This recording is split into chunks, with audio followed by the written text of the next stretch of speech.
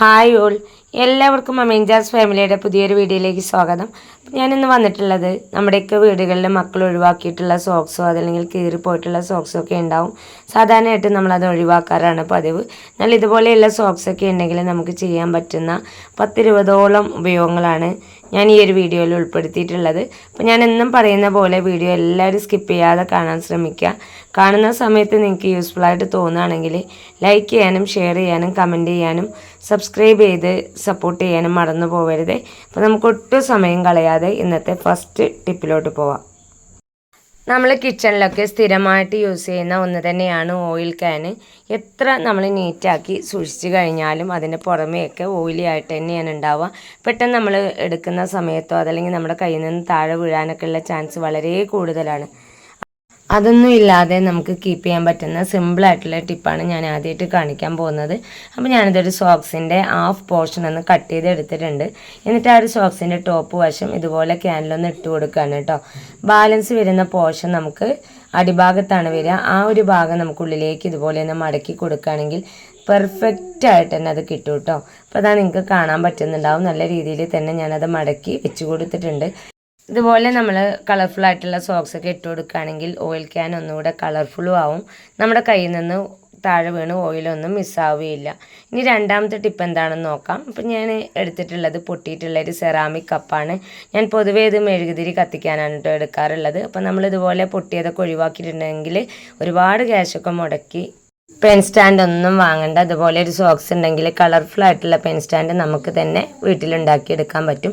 അപ്പം ഞാനൊരു സോക്സ് എടുത്തിട്ടുണ്ട്. അതിൻ്റെ അടിവശം ഒന്ന് കട്ട് ചെയ്തതിന് ശേഷം ഇതെൻ്റെ കയ്യിലുള്ളത് ഒരു കുഞ്ഞി കപ്പാണല്ലോ, അതൊന്ന് കറക്റ്റ് ആക്കാൻ വേണ്ടിയിട്ട് അതിൻ്റെ സെൻറ്റർ ഭാഗം ഞാൻ ഉള്ളിലേക്ക് ഇതുപോലെ ഒന്ന് മടക്കി കൊടുത്തിട്ടുണ്ട് കേട്ടോ, ഈ ഒരു വലിപ്പത്തിൽ കിട്ടാൻ വേണ്ടിയിട്ട്. എന്നിട്ട് ഞാൻ ആ ഒരു കപ്പിൽ ഇതുപോലെ ഒന്ന് ഇട്ട് കൊടുക്കുന്നുണ്ട്.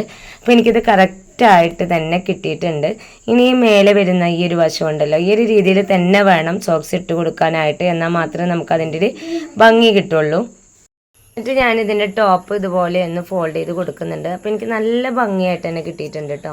ഇതിൻ്റെ അടിവശത്തേക്ക് സോക്സ് ഇല്ല, പക്ഷേ ടോപ്പ് വശം നോക്കുമ്പോൾ നമുക്ക് നല്ല ഭംഗിയായിട്ട് തന്നെ കിട്ടിയിട്ടുണ്ട്. ഇനി ഇതിലേക്ക് നമുക്ക് പെന്നോ പെൻസിലോ എല്ലാം നമുക്ക് ഇട്ട് വെക്കാം. ഞാനിതിലേക്ക് ഇട്ട് വെക്കുന്നത് പെന്നാണ് കേട്ടോ. ഈ പെന്നിൻ്റെ കൂടെ നിങ്ങൾക്ക് പെൻസിലും ഷാർപ്പനർ ഇറേസർ എല്ലാം ഇട്ട് വെക്കാം കേട്ടോ. അപ്പോൾ വളരെ എളുപ്പത്തിൽ നമുക്ക് ചെയ്തെടുക്കാൻ പറ്റുന്ന കിഡിലൻ പെൻ സ്റ്റാൻഡ് തന്നെയാണ്. നിങ്ങൾക്ക് എല്ലാവർക്കും ഇഷ്ടപ്പെട്ട് കാണുമെന്ന് വിചാരിക്കുന്നു. അപ്പോൾ ഇൻഷാല്ലാ നമുക്ക് അടുത്ത ടിപ്പിലോട്ട് പോവാം. പുറത്തേക്കൊക്കെ പോകുമ്പോൾ ഹാൻഡ് ബാഗ് യൂസ് ചെയ്യുന്നവരാണ് അധിക പേരും. ഫോണും ഹാൻഡ് ബാഗ് തന്നെയാണ് നമ്മൾ കീപ്പ് ചെയ്യാറുള്ളത്. ഇതുപോലെ ഹാൻഡ് ബാഗിലൊക്കെ കീപ്പ് ചെയ്യുന്ന സമയത്ത് നമ്മുടെ ബാഗിനുള്ളിൽ വേറെ കുറേ ഐറ്റംസ് ഉണ്ടാവും. അപ്പോൾ ഫോണിൻ്റെ സ്ക്രീനൊക്കെ സ്ക്രാച്ച് വീഴാനുള്ള ചാൻസ് കൂടുതലാണ്. നല്ല സിമ്പിളായിട്ട് നമുക്ക് ഒട്ടും സ്ക്രാച്ച് ഇല്ലാതെ നമ്മുടെ ഫോൺ പുതുപുത്തനായിട്ട് കീപ്പ് ചെയ്യാൻ പറ്റുന്ന യൂസ്ഫുൾ ആയിട്ടുള്ള ടിപ്പാണ് കേട്ടോ. അപ്പോൾ അതിനായിട്ട് ഞാനിതൊരു സോക്സാണ് എടുത്തിട്ടുള്ളത്. ഇത് ഞാൻ ചെറുതാക്കിയിട്ടൊന്നുമില്ല, അതുപോലെ എടുത്തേക്കാണ് കേട്ടോ. ഇനി ഇതിനുള്ളിലേക്ക് നമ്മൾ കൊണ്ടുപോകുന്ന ഫോൺ ഇട്ട് കൊടുക്കാം.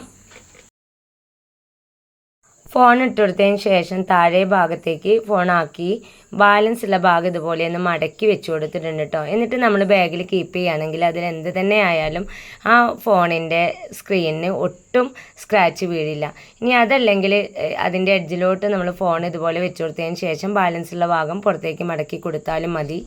ഏതാണോ നിങ്ങൾക്ക് കംഫർട്ട് അത് നിങ്ങൾ ഫോളോ ചെയ്യുക. ഇനി ഞാൻ കാണിക്കാൻ പോകുന്നത് കിച്ചണിലൊക്കെ നമുക്ക് വളരെ യൂസ്ഫുൾ ആയിട്ടുള്ള ടിപ്പാണ്. നമ്മൾ ഗ്ലാസ്സുകളൊക്കെ വാങ്ങി കൊണ്ടുപോകുന്ന സമയത്തോ അതല്ലെങ്കിൽ നമ്മൾ ബോക്സിലൊക്കെ ആക്കി വെച്ച് കഴിഞ്ഞാൽ പെട്ടെന്ന് തന്നെ പൊട്ടിപ്പോവാനുള്ള ചാൻസൊക്കെ കൂടുതലാണ്. നമ്മൾ ഉപയോഗിക്കാത്ത ഗ്ലാസ്സുകളൊക്കെ സാധാരണ ബോക്സിലൊക്കെ ആക്കിയിട്ട് കീപ്പ് ചെയ്യാറാണ് പതിവ്. അങ്ങനെ കീപ്പ് ചെയ്യുന്ന സമയത്ത് ഇതുപോലെ ഒഴിവാക്കിയിട്ടുള്ള സോക്സ് അതല്ലെങ്കിൽ കീറിയിട്ടുള്ള സോക്സ് ആയാലും കുഴപ്പമൊന്നുമില്ല. ഇതുപോലെ ഒന്ന് ഓരോ ഗ്ലാസ്സിനൊന്ന് കവർ ചെയ്തെടുക്കാം.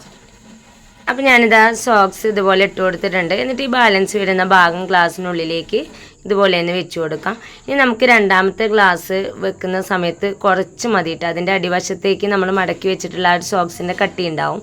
അപ്പോൾ ഇതുപോലെ വെച്ചിട്ട് നമുക്ക് വലിയ ബോക്സൊക്കെ ആണെങ്കിൽ കീപ്പ് ചെയ്യാം. അപ്പോൾ ഞാൻ സെപ്പറേറ്റ് ഓരോന്നായിട്ടാണ് ഈ ഒരു ബോക്സിൽ കീപ്പ് ചെയ്യുന്നത് കേട്ടോ. എനിക്കതൊരു വീതി കുറവായതുകൊണ്ട് തന്നെ മേലേക്ക് മേലെയാണ് ഞാൻ കീപ്പ് ചെയ്തിട്ടുള്ളത്.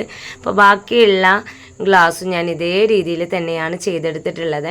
അപ്പോൾ ഞാൻ എല്ലാ ഗ്ലാസ്സും അതുപോലെ സോക്സ് ഇട്ട് എടുത്തിട്ടുണ്ട്. ഇനി പെട്ടിയിലേക്ക് ഓരോന്നായിട്ട് കീപ്പ് ചെയ്യാണ്. അപ്പോൾ ഇതുപോലെ നമ്മൾ കീപ്പ് ചെയ്യുകയാണെങ്കിൽ എത്ര നാൾ വേണമെങ്കിലും നമുക്ക് ഗ്ലാസ്സുകൾ പൊട്ടാതെ കീപ്പ് ചെയ്യാൻ പറ്റും. ഇനി ഞാൻ എടുത്തിട്ടുള്ളത് ഒരു കുടയാണ്. പലപ്പോഴും നമ്മൾ നല്ല പെർഫെക്റ്റ് ആയിട്ടൊന്നും കുട മടക്കി വെക്കാറില്ല. അങ്ങനെയുള്ള സമയത്തൊക്കെ നമുക്ക് സിമ്പിളായിട്ട് മടക്കി നല്ല ഭംഗിയോട് കൂടി കീപ്പ് ചെയ്യാൻ പറ്റുന്നൊരു ടിപ്പാണ് കേട്ടോ. അപ്പോൾ ഞാനിതാ ഈ ഒരു രീതിയിൽ കുടയിൽ നിന്ന് മടക്കി എടുത്തിട്ടുണ്ട്. അപ്പോൾ അത് നല്ല പെർഫെക്റ്റ് ആയിട്ടൊന്നുമല്ല കേട്ടോ ഞാൻ മടക്കിയെടുത്തിട്ടുള്ളത്. ഇതുപോലെ മടക്കിയെടുത്തതിന് ശേഷം സോക്സൊക്കെ ഇട്ട് കൊടുക്കുകയാണെങ്കിൽ നല്ലൊരു ഭംഗിയായിട്ടുള്ള ഒരു കവറായിട്ട് തന്നെ നമുക്കിത് കൊണ്ട് നടക്കാൻ പറ്റും. കണ്ടില്ലേ എന്ത് ഭംഗിയെന്ന് നോക്കിയാൽ നല്ല പോലെ തന്നെ അത് ക്ലിയറായിട്ട് മടക്കിയ പോലെ തന്നെയുണ്ട്. അപ്പോൾ ഇതും വളരെ യൂസ്ഫുൾ ആയിട്ടുള്ള ടിപ്പാണ്. ഇനി നനഞ്ഞ കുടയൊക്കെ ആണെങ്കിൽ ഈ ഒരു രീതിയിൽ നമുക്ക് കീപ്പ് ചെയ്യാൻ ബുദ്ധിമുട്ടായിരിക്കും. അപ്പോൾ കുട നനഞ്ഞിട്ടുണ്ടെങ്കിൽ ഇതുപോലെ ഒരു പ്ലാസ്റ്റിക് കവറിലേക്ക് ഇട്ടതിന് ശേഷം വേണം കേട്ടോ സോക്സ് ഇട്ട് കൊടുക്കാനായിട്ട്. അതല്ലെങ്കിൽ സോക്സും നനഞ്ഞു പോവും. മക്കളൊക്കെ സ്കൂളിൽ നിന്നൊക്കെ വരുന്ന വഴിയൊക്കെ ആണെങ്കിൽ ബാഗെല്ലാം നനഞ്ഞു പോകും, പുസ്തകമായാലും എല്ലാം നനഞ്ഞ് കേടായി പോവും. അപ്പോൾ ഈ ഒരു രീതിയിൽ കീപ്പ് ചെയ്തതിന് ശേഷം മാത്രം നിങ്ങളിതുപോലെ സോക്സ് ഇട്ട് കൊടുക്കുക നനഞ്ഞ കുടയാണെങ്കിൽ. ഇനി ഞാനിതാ ഒരു സോക്സ് എടുത്തിട്ടുണ്ട്. ഇതിൻ്റെ ഈ ഒരു വശം ഒന്ന് കട്ട് ചെയ്ത് കൊടുക്കാം. അപ്പോൾ ഞാനിതാ ഇത് കട്ട് ചെയ്ത് കൊണ്ടുവന്നിട്ടുണ്ട് കേട്ടോ. എന്നിട്ട് നല്ലപോലെ ഒന്ന് വലിച്ചു കൊടുക്കാം. എന്നിട്ട് നമ്മൾ കട്ട് ചെയ്ത ഭാഗം ഉണ്ടല്ലോ ആദ്യം കയ്യിലേക്ക് ഒന്ന് ഇട്ട് കൊടുക്കാം. നമ്മൾ കൈയൊക്കെ കുറവുണ്ടെങ്കിൽ നമുക്ക് ഈ ഒരു രീതിയിൽ ചെയ്യുകയാണെങ്കിൽ കൈയിൻ്റെ ഭാഗങ്ങളെല്ലാം നമുക്ക് മറിഞ്ഞ് കിട്ടുകയും ചെയ്യും. നല്ല ഭംഗിയായിട്ടിരിക്കും. ഇത് കാണുമ്പോൾ ഒരിക്കലും അതൊരു സോക്സ് ആണെന്നുള്ളത് പെട്ടെന്നൊന്നും ഐഡൻറ്റിഫൈ ചെയ്യാൻ പറ്റുകയില്ല. ഇനി അടുത്ത ടിപ്പ് എന്താണെന്ന് നോക്കാം. ഞാൻ ഈ സോക്സിൻ്റെ ടോപ്പിൽ വരുന്ന ഈ ഒരു വശം ഉണ്ടല്ലോ ആ ഒരു വശമാണ് ഞാൻ കട്ട് ചെയ്ത് മാറ്റിയിട്ടുള്ളത്. ഇനി ഇതിൻ്റെ സെൻറ്റർ പോർഷൻ നമുക്കിതുപോലെ ഒന്ന് മടക്കി കൊടുക്കാം. കണ്ടോ ഇതുപോലെ മടക്കി കഴിഞ്ഞാൽ നമുക്കൊരു കറക്റ്റ് ബണ്ണിൻ്റെ രൂപത്തിലാണ് കേട്ടോ നമുക്ക് കിട്ടുക. മടക്കുന്ന സമയത്ത് ഉള്ളിലേക്ക് തന്നെ മടക്കാനായിട്ട് പ്രത്യേകം ശ്രദ്ധിക്കണേ. ഇത് വെച്ചിട്ട് നമുക്ക് കിടുക്കാച്ചി 2 ടിപ്സാണ് ഞാൻ കാണിക്കാൻ പോകുന്നത്. ഇതുപോലെയുള്ള കർട്ടൻസൊക്കെ നമ്മൾ പിടിച്ച് അല്ലെങ്കിൽ ജനലിൻ്റെ ഇടയിലേക്കൊക്കെ വെച്ച് കൊടുക്കാറുണ്ട്. ഇതുപോലെ നമ്മുടെ സോക്സിൻ്റെ ഈ ഒരു ഭാഗം കട്ട് ചെയ്യുകയാണെങ്കിൽ കർട്ടനൊക്കെ കൂട്ടി പിടിച്ചതിന് ശേഷം ഇതുപോലെ ഇട്ട് കൊടുക്കുകയാണെങ്കിൽ നല്ല ഭംഗിയായിട്ട് തന്നെ കർട്ടൻ അവിടെ നിൽക്കുകയും ചെയ്യും. ഈ രണ്ടാമത്തെ ഉപയോഗം എന്താണെന്ന് നോക്കാം. ഞാൻ ആദ്യമേ പറഞ്ഞു ആ ഒരു ഭാഗം നമ്മൾ കട്ട് ചെയ്ത് ഉള്ളിലേക്ക് മടക്കുന്ന സമയത്ത് പെർഫെക്റ്റ് ബണ്ണ് പോലെയാണ് ഉള്ളത് എന്നുള്ളത്. അപ്പോൾ ഇത് വെച്ചിട്ട് ഞാൻ മുടിയിലേക്ക് ഇട്ട് കൊടുക്കാൻ കേട്ടോ. അപ്പോൾ ഞാൻ ഒരു റൗണ്ട് ഇട്ട് കൊടുത്തിട്ടുണ്ട്. ഒന്നുകൂടെ ഒന്ന് ചുറ്റിച്ചെടുക്കാം. അപ്പോൾ നിങ്ങൾക്ക് കാണാൻ പറ്റുന്നുണ്ടാവും സാധാരണ നമ്മൾ ബണ്ണിടുന്ന രീതിയിൽ തന്നെയാണ് നമുക്ക് കിട്ടിയിട്ടുള്ളത്. അപ്പോൾ ഈ ഒരു ടിപ്പ് എല്ലാവരും ഒന്ന് ട്രൈ ചെയ്ത് നോക്കണേ. നമ്മുടെയൊക്കെ കയ്യിൽ ഇതുപോലെ ടൈറ്റായിട്ടുള്ള വളയൊക്കെ ഉണ്ടാവും. ഊരിയെടുക്കാൻ നല്ല പാടായിരിക്കും. അത് വളരെ സിമ്പിളായിട്ട് നമുക്ക് ഊരിയെടുക്കാൻ പറ്റുന്നൊരു ടിപ്പാണ് കേട്ടോ. ഇനി നെക്സ്റ്റ് ടിപ്പ്. അപ്പോൾ ഞാനിതാ സോക്സ് കയ്യിലേക്ക് ഇതുപോലെ ഒന്ന് ഇട്ട് കൊടുത്തിട്ടുണ്ട്. എന്നിട്ട് ഈ വളയുടെ ഉള്ളിലൂടെ ആ ഒരു സോക്സിൻ്റെ ഭാഗം ഉണ്ടല്ലോ ഒന്ന് വലിച്ചെടുക്കാം.